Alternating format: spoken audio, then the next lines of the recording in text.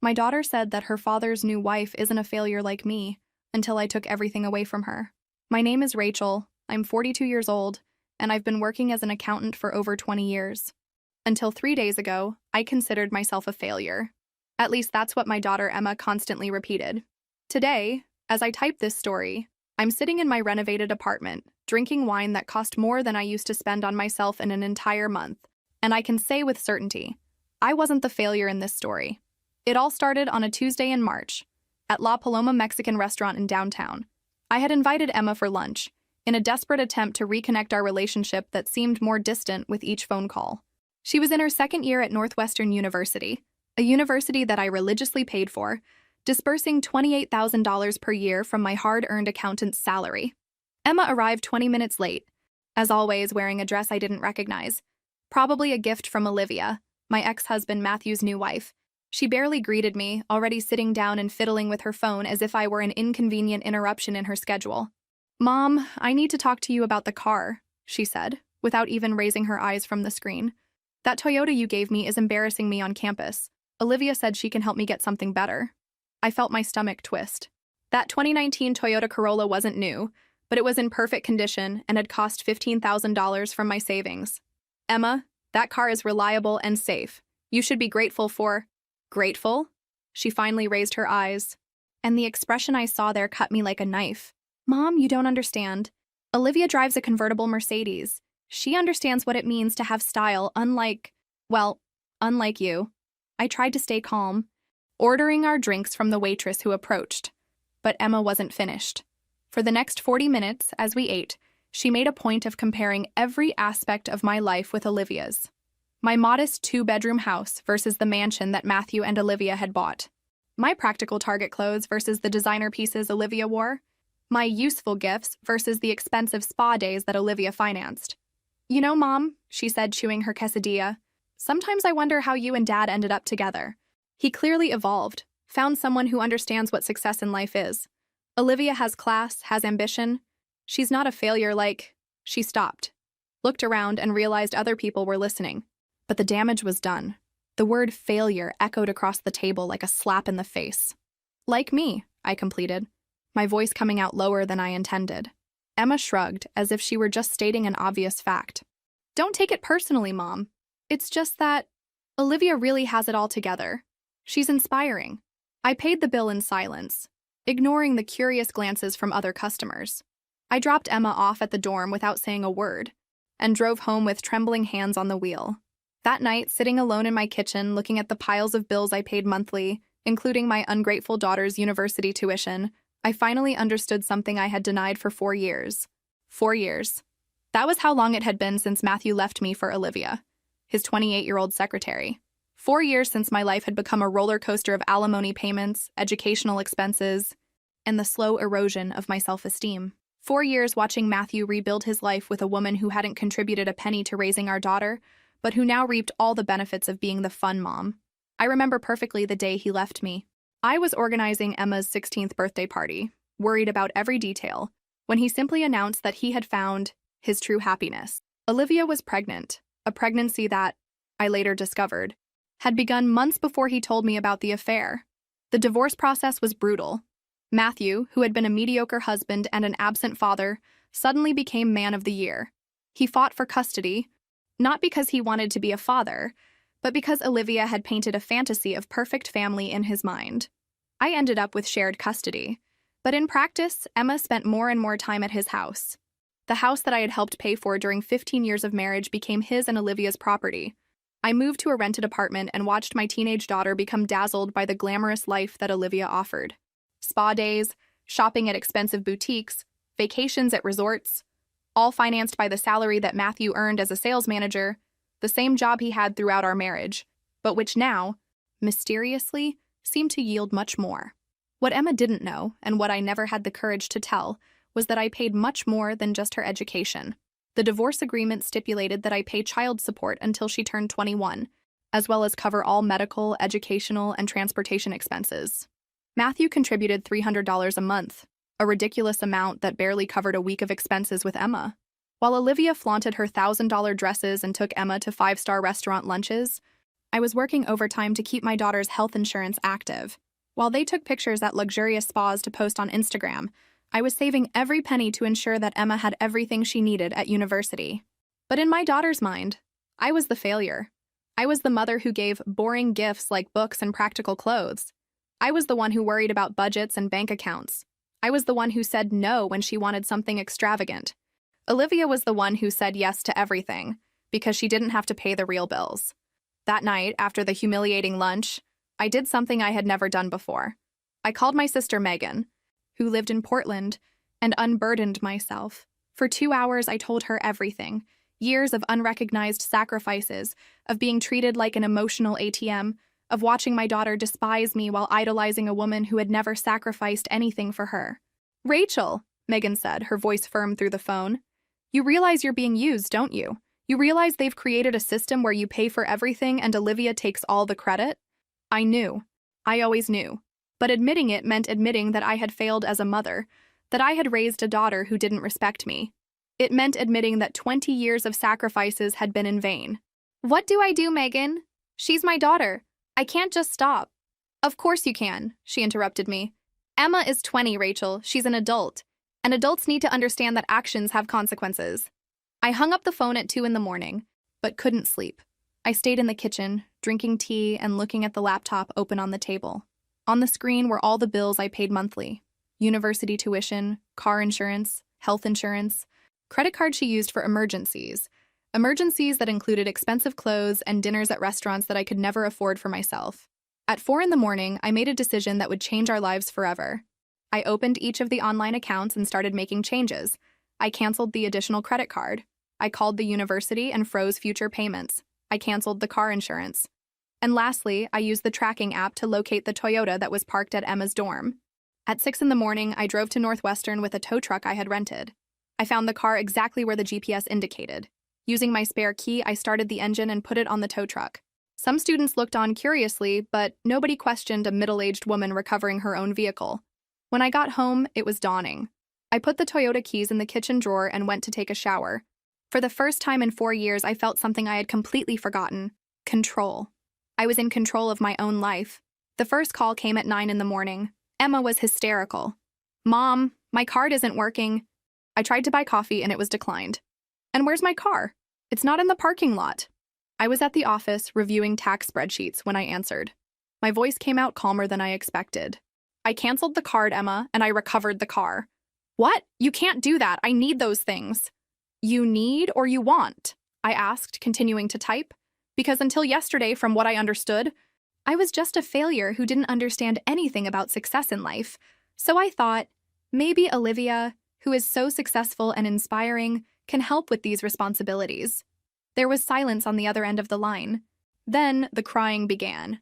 Not the crying of a hurt child, but the manipulative crying that Emma had perfected since adolescence. "Mom, you can't do this to me. I have exams next week. I need to concentrate on my studies." "Great," I answered. "Studying is exactly what you should be doing at university, not spending money on expensive restaurants and designer clothes." "But how am I going to get places? How am I going to eat?" I sighed. "Emma, you're at a university with a cafeteria, public transportation, and thousands of other students who survive without an unlimited credit card. You'll figure out a way." She hung up on me. 10 minutes later, my phone rang again. This time it was Matthew. "Rachel, what the hell do you think you're doing?" His voice was loud, authoritative, the same tone he used when he wanted to make me feel small during our marriage. "I'm stopping paying for a daughter who disrespects me," I answered, surprising myself with my own firmness. "You can't just cancel everything. We have an agreement." "I do. And if you read the clauses, you'll discover that I have the right to suspend financial support if Emma demonstrates extreme ingratitude or disrespectful behavior. My lawyer explained this to me yesterday."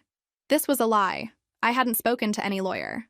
But Matthew didn't know that, and his hesitation confirmed to me that he also didn't know the details of the agreement he had signed 4 years ago. "Look, Rachel, I know Emma sometimes speaks without thinking, but she's young. She's 20, Matthew. When I was 20, I was already working 2 jobs to pay for my own college.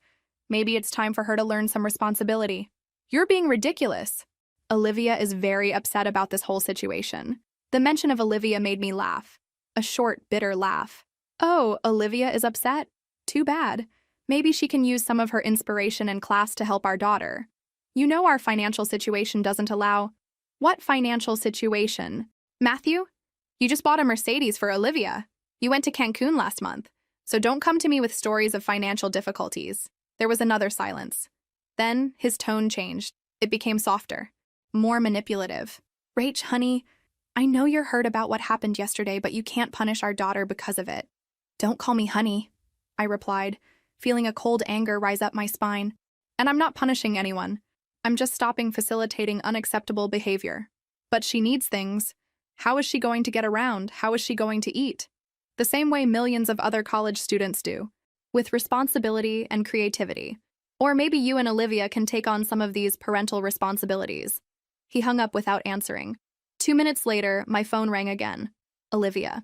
Rachel, we need to talk. Her voice had that artificially sweet tone she used when she wanted something. About what, Olivia? About this whole situation with Emma. I know you're upset, but you need to think about her well-being. I've thought about her well-being for 20 years, I replied. Time for you to think about it too. You know our situation is complicated. Complicated how? You have money for spas, expensive clothes, luxury cars, but not to help with the expenses of your husband's daughter? There was a pause. It's not that simple, Rachel. I have my own expenses, my own responsibilities. Oh, of course. And what are your responsibilities, Olivia? Because from what I see, you have time to take Emma for expensive lunches and shopping, but you don't have any financial responsibility. I contribute emotionally. Emma needs a strong female figure in her life. The irony was so absurd I almost laughed. A strong female figure? Olivia, you're a 32-year-old woman who has never had a real job, who lives off her husband's salary and who convinced a 20-year-old girl that I'm a failure because I pay the bills instead of showing off. That's not fair. You know what's not fair? Spending 4 years paying $28,000 a year for education, plus insurance, plus credit card, plus all the expenses, while you take the credit for being the fun mom. You know what's not fair? Being called a failure by a daughter who never had to work a day in her life. Rachel, you're being very dramatic. Dramatic? Olivia, you want to know what's dramatic? It's discovering that you spent $300 at a spa last week. Money that technically came from the salary that Matthew should be using to support his daughter, while I cut my own health insurance to continue paying for hers.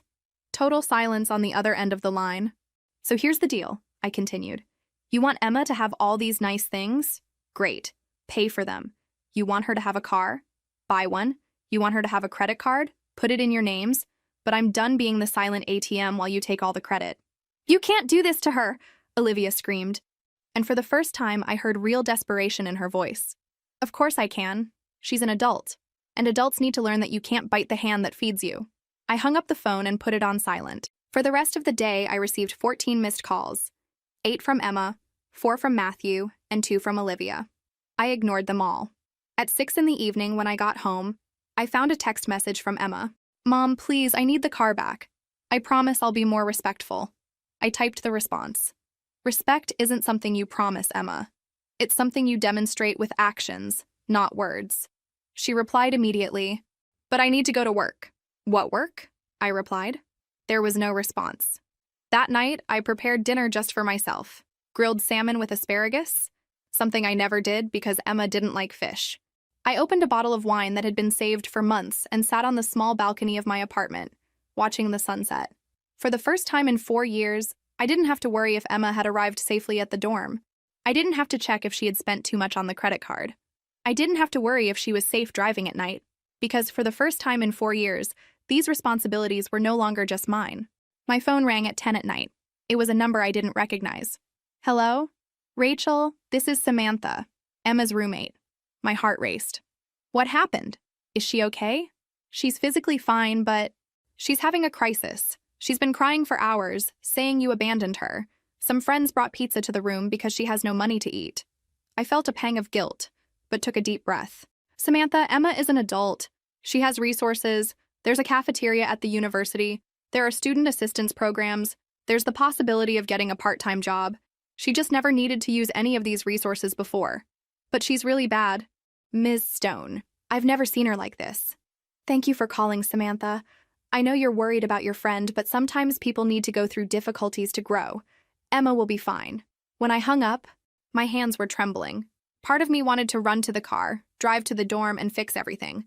But another part, a part that had been silent for a long time, reminded me of the words Emma had said at the restaurant. Failure. No, I wasn't a failure. I was a woman who had raised a daughter, supported a family, maintained a stable job for 2 decades, and survived a devastating divorce. I was a woman who had been disrespected and humiliated, but who still had enough strength to defend her own dignity.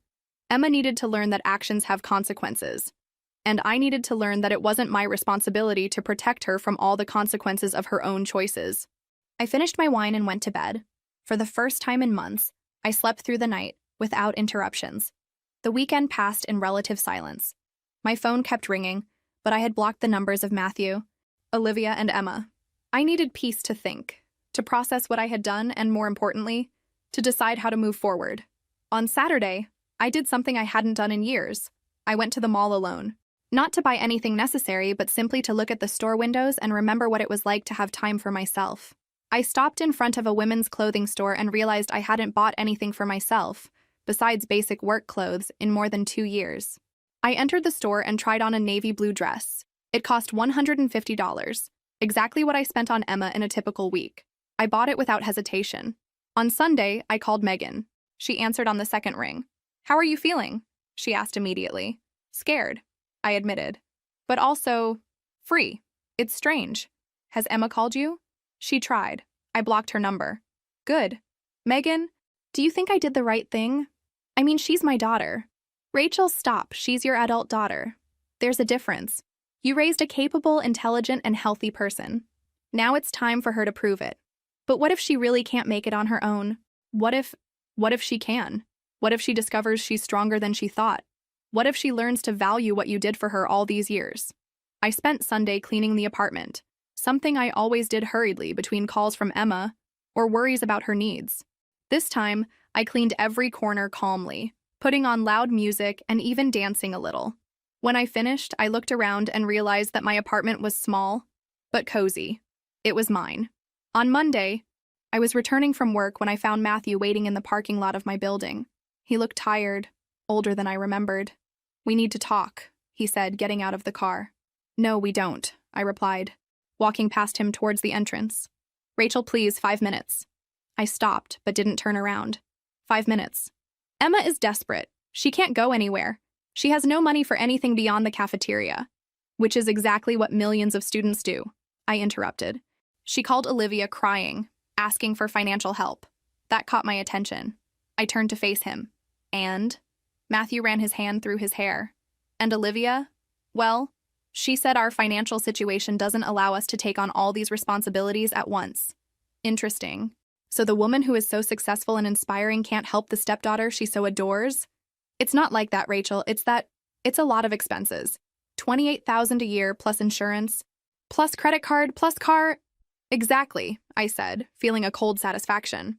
"It's a lot of expenses. Expenses that I assumed alone while you enjoyed the benefits. But you always handled it. You have a stable job." I have a stable job because I worked for it. I pay these bills because I made that choice. But now I'm making a different choice. Rachel, be reasonable. You can't just abandon our daughter." "I didn't abandon anyone. I stopped facilitating her disrespectful behavior and your dependence." "There's a difference." Matthew was silent for a moment. Then he tried a different approach. "Look, I know Emma said things that hurt you. She was wrong. But she's young. She didn't mean—" "Of course she meant it," I interrupted. "She meant every word. And you know why? Because you and Olivia spent 4 years brainwashing her, making her believe that I am inferior to you because I pay the bills instead of showing off. That's not—" "It's true. Matthew, you created a system where I'm the boring mom who says no and worries about money, while Olivia is the fun mom who says yes to everything. But you forgot one detail. I'm the one who makes it possible for Olivia to say yes." He didn't answer. He knew I was right. "So here's what's going to happen," I continued. "You want Emma to have all these perks? Great. Pay for them. You want her to respect me? She's going to have to earn that back. Because I'm done being treated like a failure by people who depend on me. And if we can't pay for everything, then you'll have to make choices, won't you? Just like me. Just like any responsible adult." Matthew stood there for a moment, clearly frustrated. "Rachel, you're being cruel." "Cruel?" "Matthew, Cruel is spending 4 years letting our daughter disrespect me. Cruel is allowing your wife to humiliate me indirectly through our daughter. Cruel is treating me like an ATM while taking all the credit for being the cool parents. We never— Of course you did. When was the last time Emma thanked me for paying for her education? When was the last time she acknowledged that I sacrificed my own quality of life to give her opportunities that I never had? When was the last time you included me in any important decision about her life? He couldn't answer, because we knew the answer was never. So, no, Matthew, I'm not going back. Emma is an intelligent and capable adult. Time for her to prove it. He left without saying anything else. I went up to my apartment and prepared dinner, feeling strangely at peace. I was watching a documentary when the phone rang. It was an unknown number. Hello? Mom? Emma's voice was hoarse, probably from crying so much. Emma. Mom, please, I need you to forgive me. I didn't mean to say those things. I was angry. I don't know why. You know why? Emma, you said those things because it's what you really think. That's not true. I love you, Mom. You know I love you. Loving and respecting are different things, I replied. You can love me and still consider me a failure. You can love me and still disrespect me. I don't disrespect you. Emma, you called me a failure in public. You spent 4 years comparing me unfavorably with Olivia, a woman who never contributed a penny to your upbringing. You always accepted my sacrifices as if they were obligations, but never acknowledged what they meant. I heard her sob on the other end of the line. Mom, I'm sorry. I'm really sorry. Please, forgive me. I forgive you. Emma? But forgiveness doesn't mean things will go back to how they were. What do you mean? I mean you're an adult now, and adults need to take responsibility for their choices and their words. But I need the car. I need the credit card. How am I going to— You'll figure it out, just like millions of other college students figure it out. Mom, please don't do this to me. I promise I'll be different. I don't want promises. Emma, I want real change, and those changes start with you taking responsibility for your own life. But I don't know how. Then it's time to learn. Mom, I love you. Please don't abandon me. I'm not abandoning you. Emma, I'm giving you the opportunity to grow, to become the independent and strong person I always knew you could be. But what if I can't do it? Then you'll discover that you're stronger than you think, just like me. I hung up the phone and cried. I cried because it hurt. I cried because it was necessary. I cried because for the first time in 20 years I had chosen my own dignity instead of making life easier for my daughter. At 10 at night, I received a text message from an unknown number. Ms. Stone, this is Josh from Northwestern. I'm Emma's friend. She asked me to tell you that she got a part-time job at the university library. She wanted you to know. I smiled through the tears. Maybe it would work. Maybe she really was stronger than I thought. 3 weeks passed. Emma called regularly, but our conversations were different. She didn't ask for money directly, but always mentioned her difficulties. How hard it was to work in the library for just $12 an hour. How humiliating it was to use public transportation. How her friends were beginning to notice that she could no longer participate in expensive social activities. On a Thursday night, she called crying again. This time it seemed different. More desperate. Mom, I can't take it anymore. I'm exhausted from working and studying. I barely have time to sleep. My classmates are getting better grades because they can dedicate themselves just to studies. I'm harming my future because of your hurt pride. My hurt pride? I repeated, feeling the familiar anger rise. Yes, you're punishing me because I hurt your feelings. But that's not fair, Mom. I'm your daughter. You should support me unconditionally. Unconditional support, I muttered. Emma, do you know how many times I worked late to pay your bills? How many times I canceled personal plans to meet your needs? How many times I sacrificed things I wanted to ensure you had everything? I know, Mom, and I'm grateful. No, you're not. You never were. You always accepted my sacrifices as if they were natural obligations, as if I owed this to you. But you do. You're my mother. And there it was, the raw truth she had never admitted before. I owed her. I owed her everything, simply for existing. Emma, I said, my voice becoming firmer, I raised you for 20 years. I supported you, educated you, protected you, and loved you. I fulfilled all my obligations as a mother. You are an adult now. My obligations have ended. You can't do this. Other mothers don't do this. Other daughters don't call their mothers failures in public, I replied. I've apologized for that 1,000 times. Apologizing doesn't undo what was said, Emma. It doesn't undo years of disrespect and ingratitude. So that's it? You're going to punish me forever? I'm not punishing you. I'm giving you the chance to grow, to become independent, to value the things you have. But I don't want to be independent yet. I want to finish my education in peace. And you can. There are student loans, scholarships, assistance programs. There are many ways to pay for an education that don't involve depending on the failure mother. Mom, please. No, Emma. My decision is final. You are an intelligent and capable adult. Prove it. I hung up the phone and realized I no longer felt guilt. I felt something different. I felt relief. The next morning, I was having coffee when I received a call from Olivia. This time, she wasn't trying to be sweet. Rachel, this needs to stop. You're being ridiculous. Good morning to you too, Olivia. Emma is suffering. She's working until she's exhausted. Her grades are falling. Her grades are falling? Interesting. She told me she was working 12 hours a week at the library. That barely counts as part-time. Well, she's under a lot of emotional stress. Emotional stress from having to take on responsibilities like an adult? You're being cruel. Rachel, a real mother wouldn't do this. A real mother? I repeated. Olivia, do you want to know what a real mother does? A real mother wakes up at 5 in the morning to work overtime to pay for her daughter's education. A real mother gives up vacations, new clothes, dinners at restaurants to ensure her daughter has everything she needs. I know you sacrificed. You don't know anything. You spent 4 years playing fun mom with the money I earned. You took my daughter to spas that cost more than I spend on myself in 6 months. You bought clothes for her that cost more than my rent. I was being generous. You were being generous with my money. Because every dollar Matthew spent on you was a dollar he wasn't contributing to Emma's expenses. Olivia was silent for a moment. Look, Rachel, I understand that you're upset, but you need to think about what's best for Emma. I am thinking about what's best for her. For the first time in 20 years, I'm thinking about what's really best for her in the long run. And what's best for her is to suffer. What's best for her is to learn that her actions have consequences, that she can't disrespect the people who love her and expect them to continue doing everything for her. But you're her mother. Exactly. I'm her mother, not you.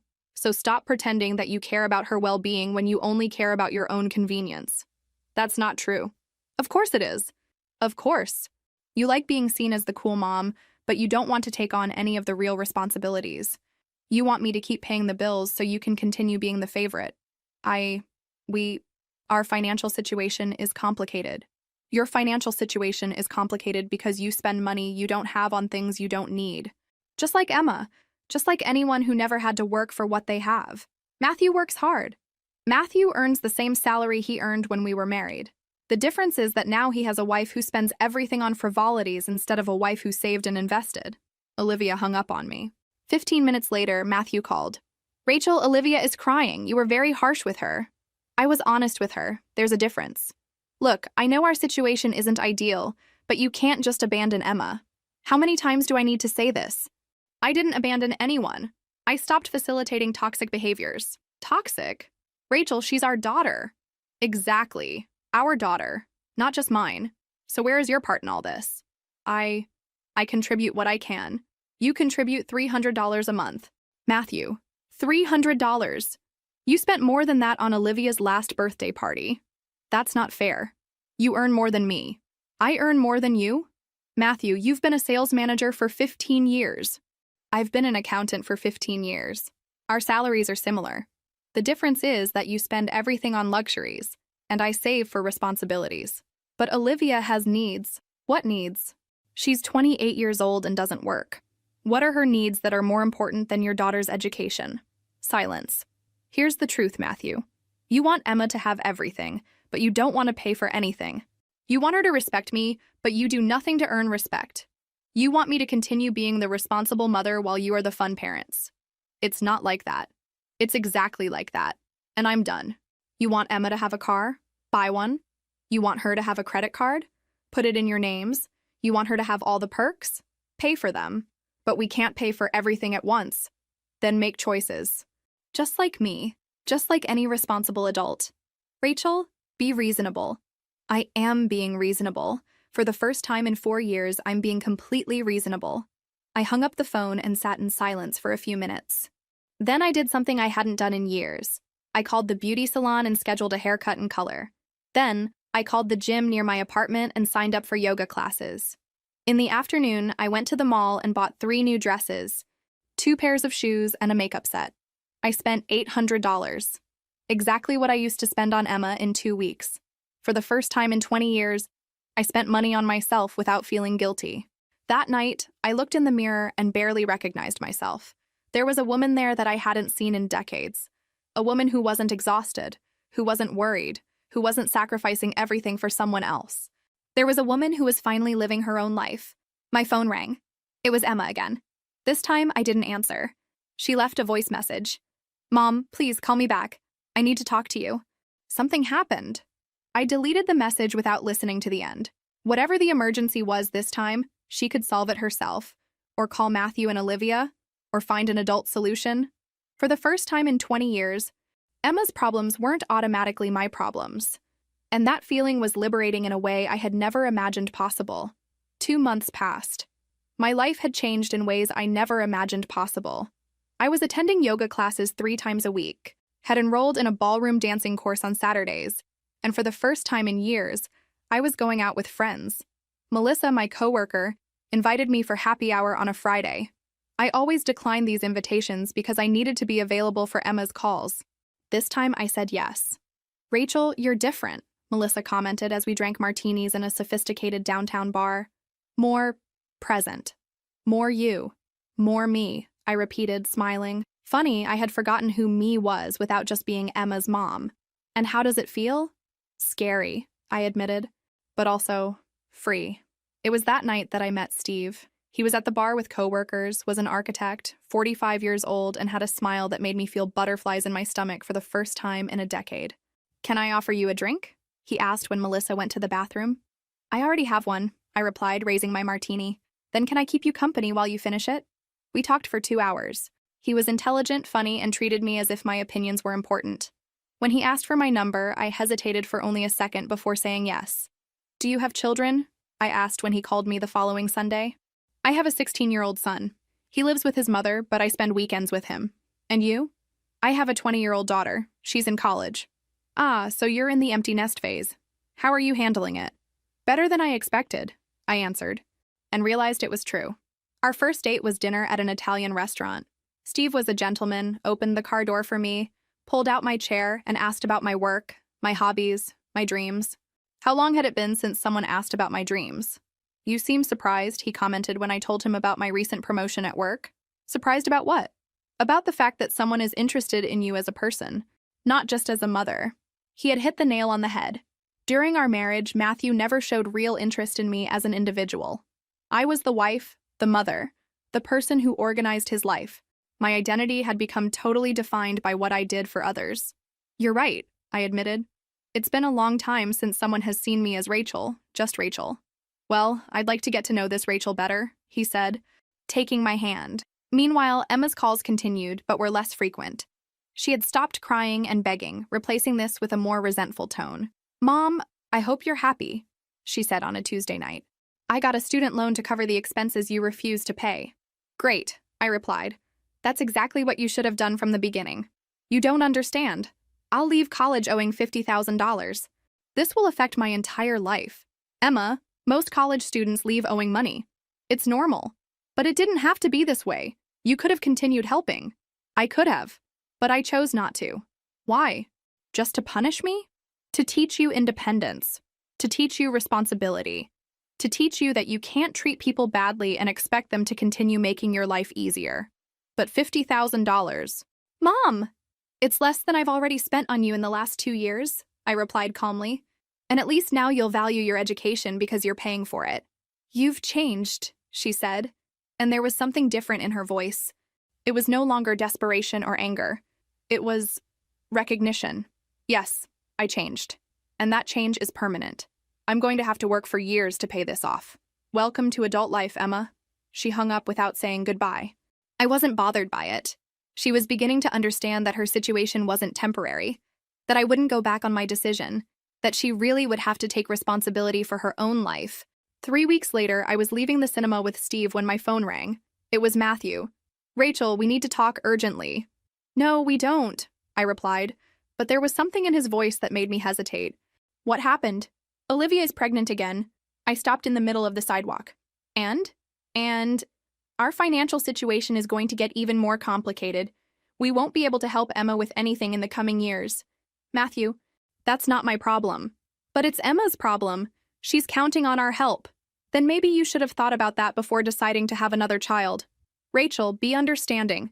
You know how expensive it is to have a baby. I know. I had a daughter and raised her alone for 20 years. You didn't raise her alone. Of course I did. Financially, emotionally, practically. You were physically present, but I did all the heavy lifting. That's not true. It is true, Matthew, and you know it is. So don't call me asking for understanding for a situation that you created. But Emma is an adult. She'll have to figure out how to deal with this, just like any other adult. Rachel, please? No. You made adult decisions. Now deal with the adult consequences. I hung up the phone. Steve was watching me curiously. Family problem? He asked. Ex-family problem, I replied. They're discovering that being an adult is difficult. And how do you feel about that? I thought for a moment. Relieved. For the first time in 20 years, their problems aren't automatically my problems. Steve smiled. You're a very strong woman, Rachel. I'm learning to be, I replied. A week later, I was at work when my boss, Diane, called me into her office. Rachel, I want to offer you a promotion. Senior accounting manager. It comes with a 20% salary increase, but also with more responsibilities and some travel. A year ago, I would have immediately declined. More responsibilities and travel meant less availability for Emma. But now, I accept, I said without hesitation. Are you sure? I know you always prioritized flexibility because of your daughter. My daughter is an adult now. It's time for me to prioritize my career. Diane smiled. Good. You deserve this, Rachel. You've always been our most dedicated employee. When I left her office, I felt a euphoria that I hadn't experienced in decades. Not just for the money, but for the recognition. Someone had noticed my work. Someone had valued my dedication. That night, I called Steve to share the news. Let's celebrate, he said. Dinner somewhere special. I'd love that. Rachel? Yes? I'm proud of you. I know this transition hasn't been easy. It hasn't, I admitted. But it's been necessary. And you're doing incredibly well. For the first time in 20 years, someone was proud of me. Not for being a good mother. Not for sacrificing for others, but for taking care of myself. For making difficult but necessary choices. That night, I looked in the mirror and barely recognized the woman I saw there. I was thinner, better dressed, more confident. There was a light in my eyes that I hadn't seen in years. I was finally living my own life, and it was a good life. My phone rang. It was Emma. This time I answered. Mom, I heard you were promoted. Congratulations. Thank you, I replied, surprised by the genuineness in her voice. I wanted to talk to you about some things. Can I visit you this weekend? Sure, but it will have to be Saturday afternoon. I have plans on Friday and Sunday. Plans? I'm dating someone, and I have dance class on Sundays. There was a long silence on the other end of the line. Mom? Yes? You really have changed, haven't you? Completely. Forever? Forever. Another silence. Okay, I'll come on Saturday afternoon. When I hung up, I realized I didn't feel anxiety about the visit. I didn't feel guilt or expectation. I just felt curiosity about what Emma had to say. For the first time in our relationship, I was in control. Emma arrived at my apartment on Saturday at 2 in the afternoon. When I opened the door, I almost didn't recognize her. She was thinner, her hair simpler, wearing jeans and a basic t-shirt instead of the designer clothes she used to wear. Hi, Mom, she said, hesitantly. Hi, sweetie. Come in. She looked around the apartment and stopped. Wow, you redecorated? I renovated some things, I replied casually. I had bought new furniture, painted the walls, bought artwork. The apartment was unrecognizable. More adult, more elegant, more mine. It's beautiful, she said, and for the first time in years, I heard genuine admiration in her voice. Very sophisticated. Thank you. Would you like coffee? Or water? Coffee is good. I prepared coffee in my new machine, a gift I had bought for myself, and we sat in the living room.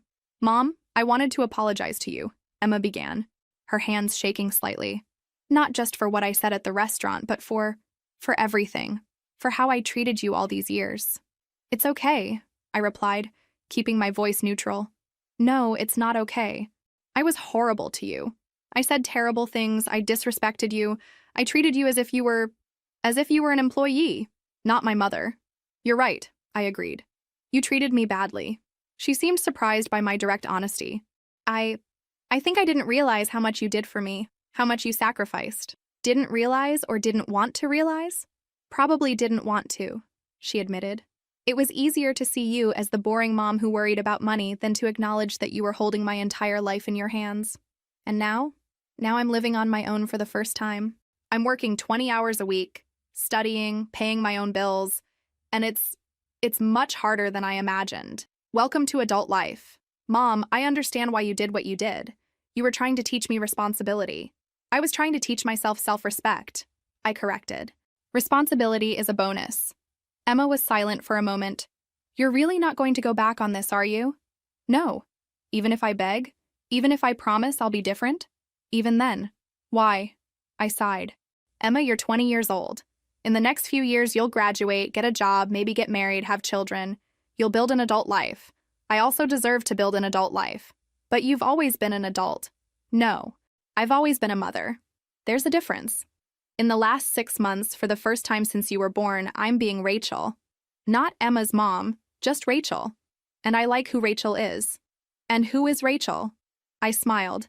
Rachel is a woman who works hard, who has professional ambitions, who likes to dance, who is in a healthy relationship, who has friends, who spends money on herself without feeling guilty.